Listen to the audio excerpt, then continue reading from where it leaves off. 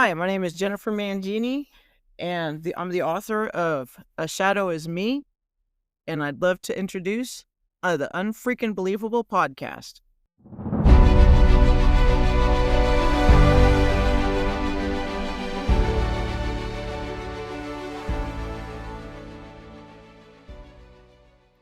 Welcome to another exciting episode of Unfreaking Believable. We invite you to pull up a chair, relax, and join in for the next 30 minutes or so as we bring you guests who will share with you the moments that made a difference in their lives. And it's all because of that one inciting incident. We believe that life is infinitely stranger than fiction, stranger than anything the mind can invent. You might even say, it's unfreaking believable. Welcome to the podcast. We're your hosts. I'm Jen. I'm Jenny. And I'm Betsy. How's everyone doing today? Well, I know somebody who's really tired. And that somebody is not me. That would be me. That would be me power yawning, because when I'm packing all day and I finally sit down, the power yawns just kick in. Yeah, I feel like the odd man out tonight because there are 4 of us in the room at the moment. I'm the only non-Jen in the room. Yeah. So it's interesting having a surrounding of Jens, Jennifers everywhere. It is ironically like being the dark-haired Charlie's Angel. Yes. Yeah. Yes. Sabrina, Right. she was always my favorite. Oh, the short-haired Charlie's Angel, Yes, not the yeah. dark-haired, the short-haired Yes. Charlie's You know, Angel. fun fact, when I was in 5th grade, there were 5 Jennifers in my 5th grade class. I believe Oh, that. thank you, love story. I Children of the yeah. 70s, man. There were no other Betsy's. I can tell you that. No, I no, did play certainly on a not. hockey team though where we had Becca, Betsy, Betty, and Elizabeth, and then Lizbeth. Wow. So Yeah. I'm used to other Elizabeths in the room, which I am an Elizabeth, but other Betsy's, it's kind of rare to find another one. So when I find one, I tend to become friends really quickly with them. Yeah, that makes sense. I'm with you though, Jenny. I have had Jennifers when I was in school. I always had at least 2 other Jennifers in my classes. But oddly, I never taught any because anybody got so sick of that name by the time I was teaching that nobody was naming their Oh, yeah. They were kids given to all of us Jennifer Gen anymore. Xers. Yeah, Well, yeah. that's why it's So called Gen X. It's JEN. Yeah. it should be. Or It should be. And there's heretofore it will be. Somebody right sent the memo to whoever, powers that Congress. be. Yeah. Yeah, Congress passed that. That's something we can all get behind. But Sounds good. yes. How But about a word for the day? Can we get behind a word for the day? we can get behind a word for the day. And I actually have 2 inspirations for today's word for the day. Okay. The first is, as I mentioned in a previous podcast, I had been doing a lot of work on my father-in-law's memoir. And one of the appendices in that memoir is some series of sayings that my mother-in-law collected over time. And she made a little book out of it. And she would give it to people, these little sayings that she remembered. And they were quotes by poets or writers or people that she knew or whatever, just sayings that she liked. So between that and Betsy, who always has a great quote of the day for us, our word for today is aphorist. Aphorist. And that means Aphorist is someone who shares wise sayings. nice. Nice. I like So that. or aphorisms. So Oh, I do have a few aphorisms in the old yes, you kit do. behind me. Yep. So sweet. Absolutely. I like it. All right. What about some fun facts for today? All right, here come my 3 quick fun facts. In 1902, when Theodore Roosevelt was on a hunting trip, he refused to shoot a bear that had been captured by his team. He Mhm. deemed it too cruel and unsporting. After the story spread, it was turned into a political cartoon, and then toy makers inspired by that created a stuffed bear calling it Teddy's Bear, which eventually they became known as teddy bears. Yes, appropriate. I knew Fully. that teddy bears were named after Teddy Roosevelt, but I didn't know the story. So now I know the story, and I feel Yeah. enriched as a result. Thank you for that. Enlightened. All right. What's next?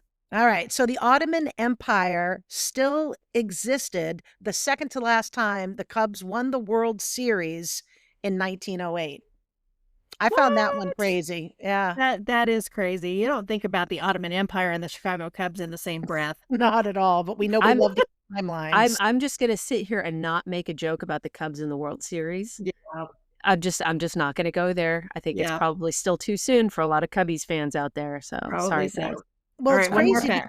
because Yeah. the Ottoman Empire began in 1299, so that's what's so crazy about that. Wow. Wild. Yep. All right, one last one. The oldest selfie ever taken was in 1839 by Robert Cornelius. He took the photograph outside of his family's lamp store in Philadelphia, and Cornelius had to remove the lens cap, run into the frame, sit still for several minutes, and then run back and replace the cap to complete the exposure. Yeah, that's not as convenient as what we have today, is it? Definitely No, not. certainly You had to not. work for that. And Wow. speaking of Gen Xers, I always get a chuckle out of people who don't actually know what a selfie is. They Are think there it's just people who don't know they what a selfie is? yeah, they just think it's a picture that they are in when it's their camera. Oh, They don't realize you kinda gotta take it yourself. You can't give it to somebody else and yep. have them Right. take it. That's So where the selfie, I took yeah, it myself, came exactly, Yep. exactly. from. So, Wow. yep, yep. Okay, very good. Well, is everyone ready to get started? I am buckled up and ready. All Ready? right. Before we get going on this one, I just want to offer a word of caution to our listeners. This episode will contain discussions on sensitive topics, including post-traumatic stress disorder or PTSD, substance abuse and addiction, the impacts of violence, and references to terrorist acts. These subjects may be distressing for some listeners, so we encourage you to take care of yourself. Please feel free to pause or skip this episode if needed. And if you know someone who is struggling or if you're struggling, please get support, and we will include some resources in our show notes to help you with this episode or whatever you're going through. So today our guest in this episode is Jenn Mangini, who is a highly decorated veteran. Thank you for your service. She's an author, artist, animal lover, especially dogs. I'm all for that. And an RN. She also suffers with PTSD, which led to addiction, homelessness, and eventually recovery. She is currently working to create a foundation to serve as an asset for women in addiction who want to get out but don't have a pathway. There's more to her story, as we'll learn in this episode. So without further ado, please welcome Jenn Mangini. Jenn, welcome to the show. Hi, thank you so much for letting me come on your guys' podcast today. And I think I'm gonna totally take over the Generation Gen thing because I had five gens in my my growing up classes Yeah, also. you win. So I did want to You jump in on definitely that. win. So But see, this is why we need a bill passed to that Yes, effect. definitely. right? And The we're Gen all bill. about the bill. same age. So, the Gen X, I think, is definitely not for generation. It's for Jennifer. Yeah. As well it should be. As well, Yep. it should be. Yes, absolutely. So, Jenn, I gave a really short introduction for you. Why don't you tell us a little bit more about yourself and your background? So I grew up as many people do, and in a regular, nice, loving family, and I wanted to join the military, and partly because I wanted to go to just neat places, and I had dreams of grandeur of going and getting to be a medic, and going and saving people's lives and running up hills, and just being an overall just badass. And I did get to do some of that stuff, but I also did some things that I didn't expect, obviously. Mhm. And the largest one of that is the one we're talking about today. And that was, I helped identify the victims of the 1995 Oklahoma City bombing. And when my commander had called me to say, "Hey, we're going to call you up," I never expected to be, I heard him say, "We're going to have you come help with people." And I didn't expect that he was saying that you were going to come help with people who were no longer living. And we were going to try to figure out who these individuals were. And it was a big growing up piece in my life, and a big change in my life. Absolutely. I can't imagine what that was like. And we're going to have you tell that whole story in just a little bit. Let's talk a little bit about your military background. Did you come from a military family? What inspired you to join the military? Was there some call there, patriotism, or just general badassery? Um, well, that there is that. Actually, most of the members of my family who had been in the military had been in the Navy, and then I had an uncle who I was really close with that was in the Air Force, and they all said to you probably should join the Air Force. And so of course I went and did exactly what they said not to do, and that was to join the Army.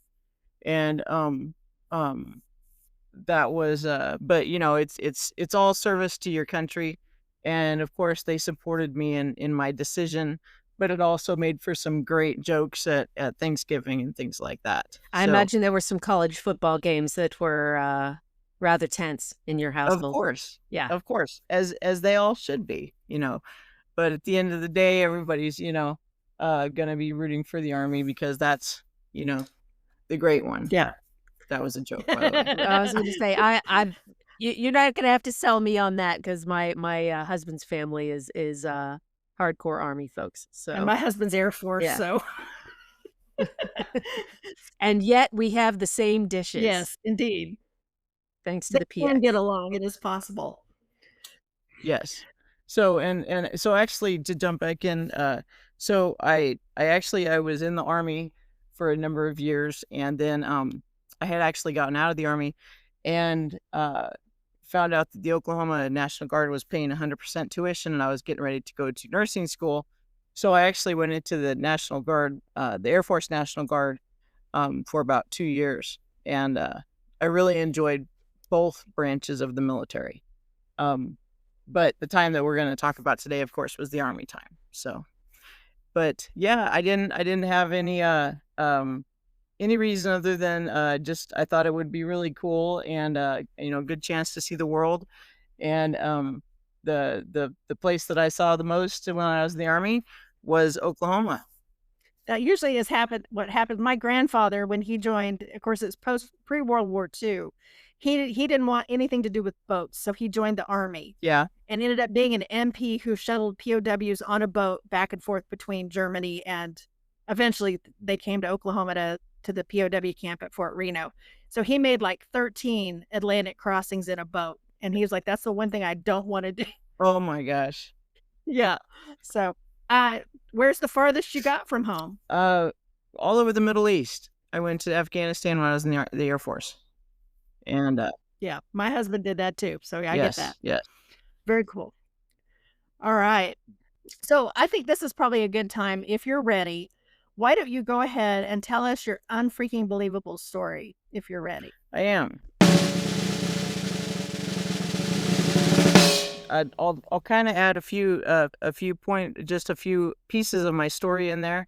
I would like to unshamelessly plug the fact that my book is going to be coming out soon, and it's called The Shadow of Me. And the reasoning behind that name of the book is because I became a shadow of who I am. And I think that a lot of times when people get mixed up into addiction, and when people have huge traumatic events happen and things like that, that they lose themselves so much. And it's so hard to ever come back and to see that life actually is good and it's beautiful. And some days you wake up and you got the tired yawns all day long, but some days you just realize that life is good, you know. And so that being said, in 1995, we didn't know what PTSD was, as far as the people that I knew. I mean, I think that there were, some professionals that were starting to understand what this is or what this was, but certainly a cocky 22-year-old, very, athletic military soldier, you couldn't tell them that they had PTSD or anything that was wrong, because there was nothing wrong. And it was just not going to happen. So, we went through this traumatic thing. We did what we did, or I did what I did, and then life went on. But what I didn't know was that just like, just like, when something gets spoiled and it starts rotting inside, you might not see it at first, but it starts showing. And I went on to get my RN degree, started working as a nurse, bought a house, but there was all these things that were happening in my life that were making me enclose more and more and more. And I just could never figure out, I couldn't put my finger on it. I couldn't, it was like, I'm happy, but, or all of a sudden I'd have these explosive anger bursts and I wouldn't recognize myself. And, so finally, actually 20 years passed.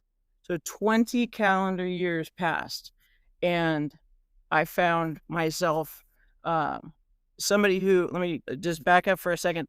When I was growing up, uh, you know, doing drugs was just smoking a little bit of weed, and I didn't even really do that. My brother and I would sneak into the back of the bowling alley, and we'd get cigarettes, and that was a big deal for me.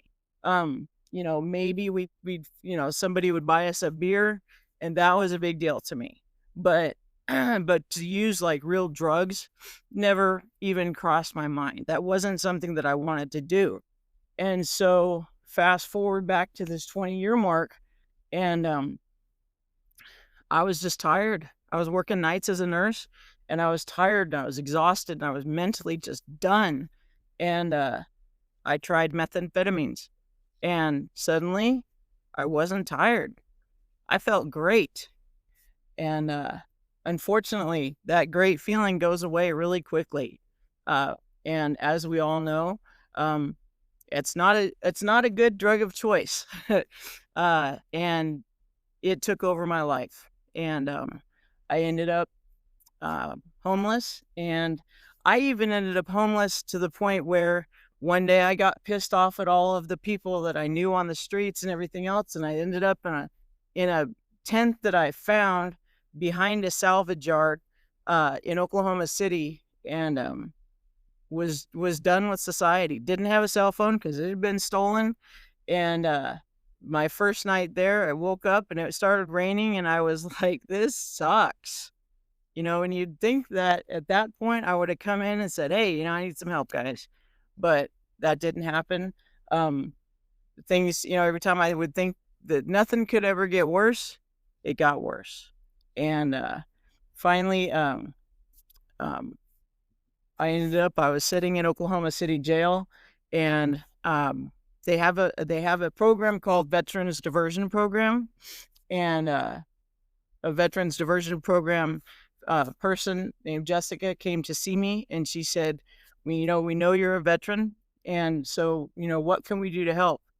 And before my cocky mouth would start talking, my it just came out that I said, I need help. I need rehab. And she said, "Okay." And she closed her notebook and walked out the door.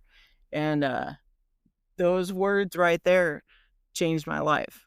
And I can promise you that it didn't come from me. It didn't come from any piece of me, because I just knew that was not going to be the way that I wanted to move forward.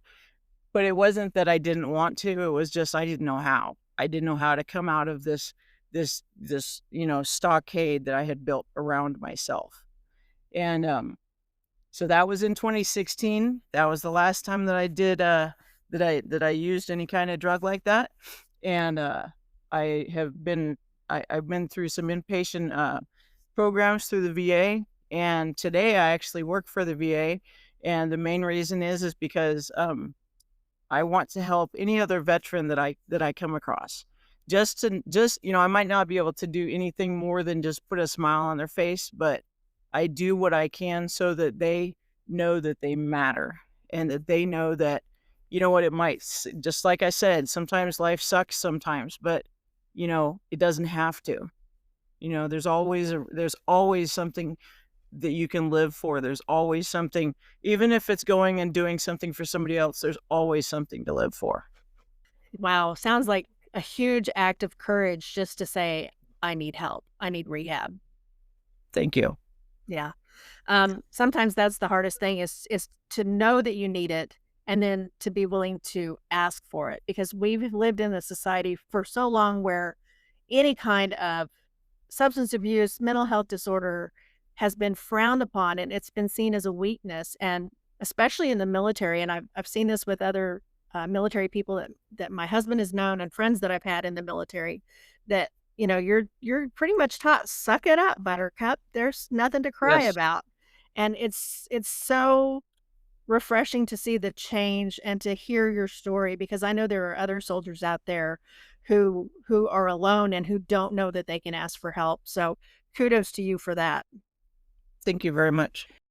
I do want to add too, like being the only female on my fire department, because there's not a lot of women out there. But one of the things that I did an injustice to myself was we were always offered, after really intense scenes, what's called critical incident stress debriefing.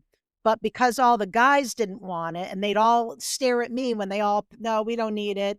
Everybody would look at me. So I didn't do it either, because I didn't want to, make the entire department be stuck doing something because the one female on the department, you know, actually wanted that.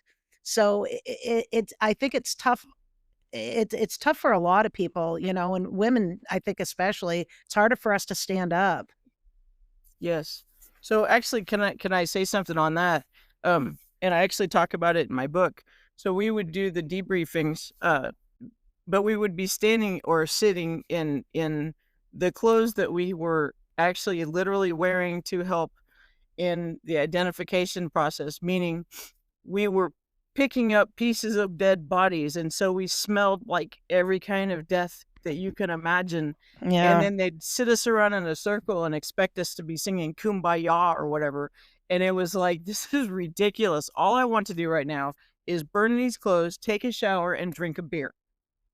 Period. Yeah. Yeah, I mean, you'd be in fight or flight at that moment. I mean, there was no way to come out of it, Yeah. and to sit around and be, to expect to be able to talk about our feelings. It was like, are you freaking serious? Yeah, I couldn't Yeah. imagine being put through that right in the moment, because ours was always when we'd, come back the next day. Are you ready Yeah. for this? It wasn't something literally I couldn't even imagine, because I can't tell you how many times it used to drive me crazy. And again, being the only woman, when somebody's lifting a body, the guys are grabbing the person to bring him into the helicopter. I got so sick of hearing, Jenny grab the arm, Jenny grab the leg, because it's a lot different picking up a live person than it Yes. is retrieving a limb and carrying a limb. People just, you just can't get through people's heads how just absolutely diabolical it is to have to do something like that. Yes. Yeah, and I think the culture in the military, at least on the surface, is starting to be much more aware of the needs of soldiers to have these kinds of things addressed in a realistic and empowering way. So I hope that is changing within the ranks of the military at this point. I hope so too. I can honestly say that I don't know if anyone uh, that basically I was stationed with at the time, there wasn't too many of us, 'cause we had two groups, but I'm talking specifically about the group that I was with. I know two people for sure that are passed. One was a dear friend of mine, and she actually, I talk about her in my book too, but she actually, her and her family actually opened their home up to me and allowed me to just stay in their home because I lived a long way away. Um, but uh, but she's another reason that I work for the VA, because she had gone to the VA to try to get some help, and she called me and said, Jennifer, or she said, I wouldn't treat a dog the way that I've been treated at the VA. And she's passed. And the fact that, we have veterans that, you know, feel like they've been unable to get help, or even if they have reached out, they've been treated so badly that they don't, I mean, why would you go just to be treated badly, And Yeah, nobody wants that. no, not at all. So I'm glad that Jen said that maybe there are some changes, and I know that there are a lot of people like myself who do go to work every day and say, hey, I'm going to do what I can to really, just be there for somebody. And like you guys say, PTSD is something that's very well known now, and mental health is looked at as it's you can have a mental health, you can need a mental health day just because, or you can have like I have the flu. It's the same type of thing, and that's so refreshing to see in this day and age. Yeah, absolutely. Did you find that writing The Shadow of Me was in some ways helpful or cathartic to you being able to process the trauma that you dealt with? Yes, very much so. I started actually the first title was something like I scratched my name off the walls of hell. And then I thought, okay, well, that might not be as inviting, and I thought, Might be a hard read. Yeah. I don't really want to tell my mom that I have a book called, with hell in it.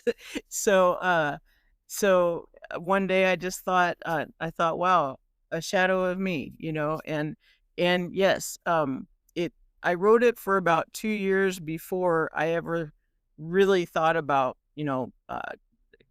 coming across, looking for a publisher or anything. And so, and I actually got to speak with Amy M. Lee, who's been on you guys' podcast, and she has Quill Hawk We Publishing. love Amy. And I had reached out to many of the publishers in Oklahoma and said, "Hey, this is my story." And I really didn't get too many responses other than, you can do it, but no, not here, thank you. And then there was two publishers that reached back to me, and I talked to Amy first, and I knew as soon as I spoke with her that she was the person I wanted to, go through this part of the journey with. And she's been just a huge help in mentoring me, and also helping in, what's going to be the published book. Absolutely. You've got a good partner with her. Thank you. Yeah, Yes. I mean, Amy definitely understands sort of the processing of trauma. So I'm sure she was an incredible resource to you, and appreciated the voice and the story that you had to share. Just based on her own knowledge of experiences and stuff like that. So kudos to you, and we love Amy. So we're very glad that you found a home there with Quill Hawk. Definitely. Thank you. Yeah. So tell us a little bit about what your recovery looks like today and how you're doing. Today, and actually, the fact that tomorrow is the 30th anniversary, is really it's really a huge deal, and it's also very cathartic to be talking today. And today, I'd love to say my life is all unicorns and rainbows, but it's not. But I have years now of learning how to build a toolbox to be able to deal with things, and to be able to wake up in the morning, and if I'm waking up and I'm just not feeling myself, or I'm just feeling, I have maybe that irritableness or anger or whatever, you wake up sometimes when you have, this PTSD thing. I have the tools to make them, become something that I can work with, and something that I can still be a viable piece of, or a viable member of our society, and somebody who can, be helpful to others and put smiles on people's faces and things. And also with that, one thing that I'd like to do with my book is help reach people, and also hopefully start a foundation where I can help people, especially women that, and women with children, have more of a resource for getting help, and with addiction and things like that. Yeah, I think that's going to be fantastic. And I know that there's a need for those kind of resources. And with government cutbacks, I worked for a nonprofit for many years, and government funding is just not what it used to be. So it's really hard for people in the community to find those right resources. They're out there, but they don't have the resources to really advertise where they're at. Right. And so it's a lot of word of mouth. It's a lot of networking with other nonprofits, with hospitals, with the prisons, like the veterans group that you mentioned earlier. And so I wish you all the best on that, because there is definitely a need out there. Yes, thank you very much. I think so too. Yeah. Jen, why don't you share with our listeners where they can find you and learn more about you, your books?